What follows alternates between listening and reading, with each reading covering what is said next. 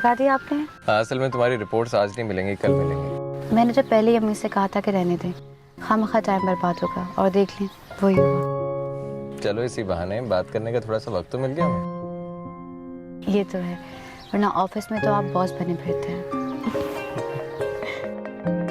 इस वक्त किसका फोन आया? इरम, इस वक्त एक मीटिंग में बिजी हूँ, बाद में बात कर सकते हैं हम।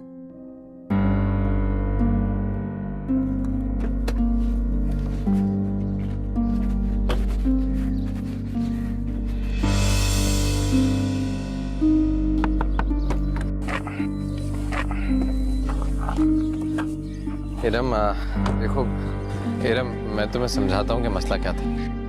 मुझे कुछ बताने की जरूरत नहीं है। जो मैंने अपनी आंखों से देख लिया है ना, वही सब समझने के लिए काफी है। और अब मजीद झूठ बोलकर अपने आप को मेरी नजरों में और मत गिराओ। इरम, मैं तुमसे झूठ नहीं बोल रहा। तुम्हारा सच मेरे सामने है, पर तुम किस तरह झुटलाओगे?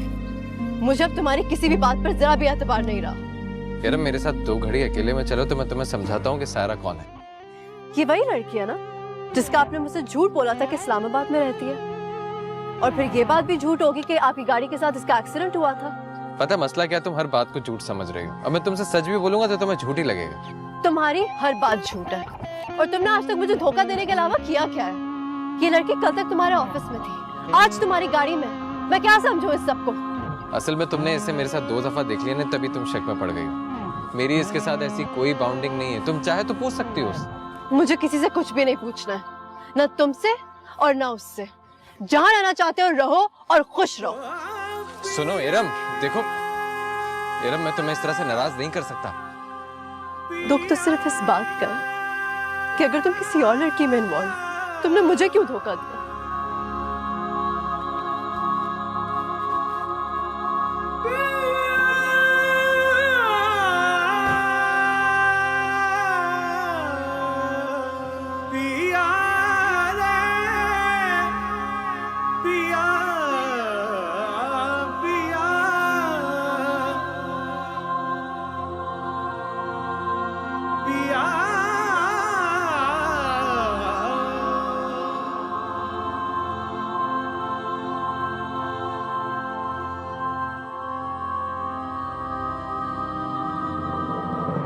क्या हुआ, आपकी गर्लफ्रेंड थी? मुझे देखकर नाराज हो गई ना? नहीं, गर्लफ्रेंड नहीं है। ये वही लड़की है ना जो आपके ऑफिस में होती है? हाँ, अब छोड़ो ना इस बात को। ये बताओ अगर टाइम है तो कहीं चलकर लंच वगैरह करें? नहीं, काफी देर हो चुकी है, अम्मी इंतजार कर रही होंगी, हमें चलना चाहिए।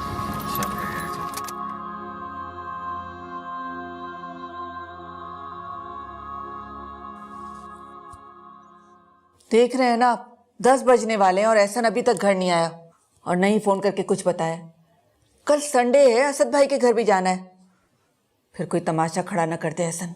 कैसी बच्चों वाली बातें करती हो तुम? एक दफा एहसन से मिस्टेक क्या हो गई कि तुम्हारा तो एतबार ही उठ गया उससे।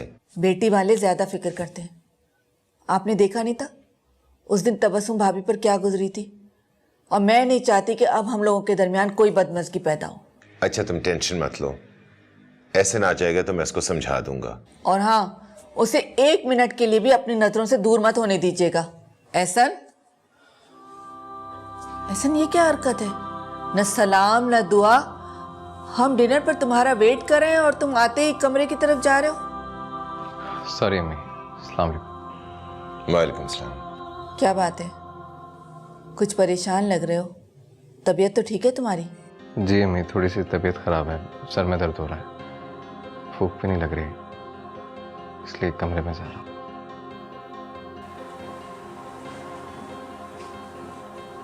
इसे क्या हो गया? देख रहे हैं आप, 2 मिनट नहीं है उसके पास अपने माँ बाप के पास बैठने के लिए। पता नहीं क्या हो गया इस लड़के को। हो सकता है वाकई उसके सर में दर्द हो। मैं ख्वामखा उसके ऊपर शक कर रही हूँ। अच्छा, आप तो खाना शुरू करेंगे। ले, मुझे एहसन के साथ जाना ही नहीं चाहिए था। ये सब मेरी वजह से हुआ है।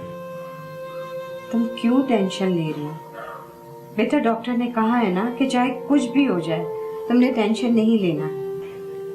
अम्मी अगर आप मुझे ना कहती तो मैं एहसन के साथ रिपोर्ट लेने कभी नहीं जाती। मुझे समझ नहीं आ रहा कि डॉक्टर्स ने आखिर आपको ऐसा क्या कह दिया कि आप इस्लामाबाद से कराची वापस आ गई हैं। वो बेटा, हमें तो आना ही था ना कराची, वो तुम्हारी खाला के घर का मसला था और चेकअप तुम्हारा बहाना बन गया। अरे सारा, तुमने बताया नहीं कि आज कैसा रहा ऑफिस में, कैसा माहौल था, दिल लगा तुम्हारा बेटा? जी अम्मी, सब बहुत अच्छा है। अम्मी अगर आप इजाज़त दें तो मैं एहसन को एक कॉल कर लूँ, वो यहाँ से बहुत परेशान गए थे। नहीं, मैंने तो उसको खुशी और हंसते हुए रुखसत किया था। तुम्हें क्यों उसमें उदासी नजर आ रही है? पता नहीं अम्मी, मुझे ऐसा क्यों लग रहा था जैसे एहसन खुद को मसरूफ रखने के लिए हमारे घर आए थे। बस क्या कह सकती हूँ, अगर कोई बात तुम्हारे दिमाग में आ जाए तो उसको टालना बहुत मुश्किल होता है। तुम्हें नींद नहीं आ रही है? चलो सो जाओ बेटा।